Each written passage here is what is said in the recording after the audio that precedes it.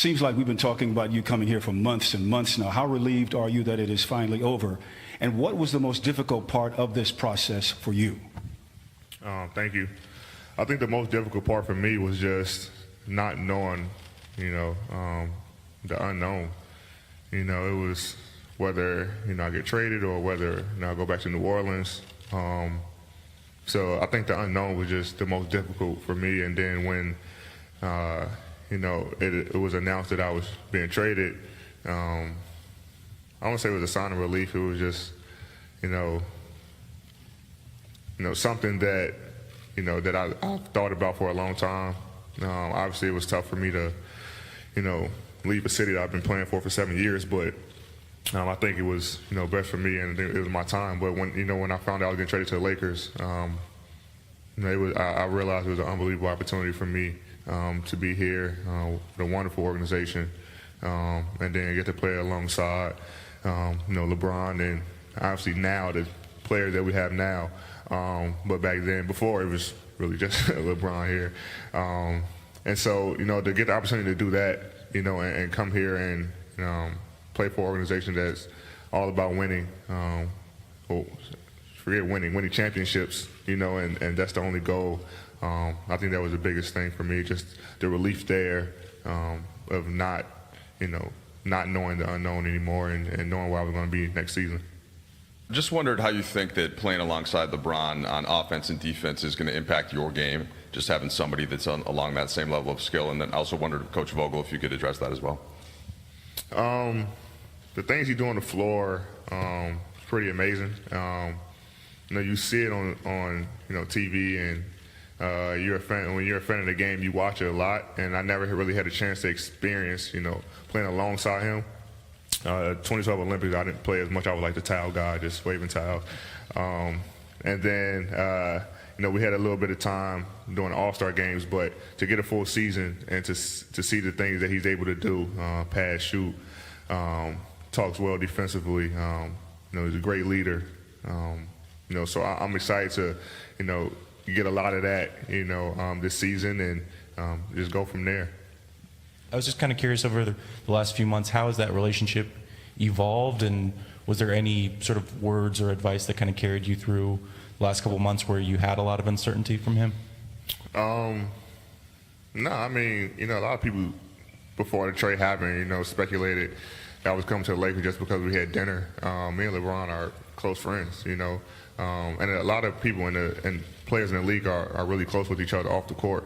And obviously, if I live here in the summer and he's available, we players tend to go to dinner, and so it was a lot of speculation there. But when it happened, obviously we were both excited, and we haven't really talked much about the team as much, but I know it's definitely going to get talked about, and try to do whatever we can possible to make this team a championship team next season, this season. I'm excited about it, and I'll put our roster up against anybody. I feel like that, in the 7-game series, that we'll come out victorious. How are you seeing a long-term commitment to this club? Are you prepared to make a long-term commitment here? How do you view your time here, and your what is your purpose? I haven't had much time here, to be honest, but honestly, I'm focused on the season. When I got traded here, my goal is to bring a championship here, with the team that we have. And, when that time comes around next year, then you can ask me that question and we revisit it. But right now, my focus on this year and trying to figure out how I can help this team and, help this organization become a championship team. What were you doing when you were told that it finally went through and you were going to be a Laker? I was actually in Malibu, and I don't know the name of the hotel, I don't know how to pronounce it. The one right next to Nobu, I was at that hotel.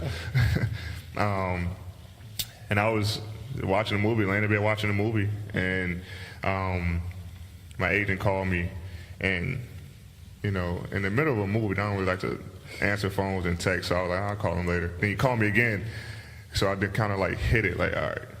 And then I was like, wait, let me call him back. So when I called him back, it went straight to voicemail. So as me being a 26-year-old, I went straight to Instagram, just started looking, and that's when I saw it. And I was like, oh, and I'm blowing his phone up now, and, you know, we finally talked and just kind of, you know, figured out what happened, and he was telling me what was going on. So, yeah, that's what was going on. Huh? What movie were you watching? I don't even remember. It was like a blur. It just all happened so fast, you know. I can't even think of the name of it. It was like some sailor movie or something like that. So, I don't know why I was on, but it was pretty interesting. Your teammates again with DeMarcus Cousins, and he was saying the other day that you guys never wanted that to end when you did get to play together. What was it? What did you learn about him being his teammate the last time you were? Obviously, before, you know, he came to New Orleans, I knew him off the floor, you know, very well, and then on the floor, you know, all the media attention he got for being, you know, emotional. I didn't really see that. You know, me and him are really close, and, you know, I kind of told him before, like, you know, we got one goal, you know, so it kind of, he understood, you know, and I think, you know, when, you know, you're in a situation like this, and obviously last year, I mean, it was rarely talked about him being emotional, and when you come to another situation like this, it's not gonna, I don't think it's gonna be a problem at all, because we have one goal, and it's to win. And I loved playing with DeMarcus. Obviously, we didn't want it to end, but obviously he had to move on and do what's best for him and his family. And now we got the opportunity to, you know, reunite in a great situation. So I'm excited about that.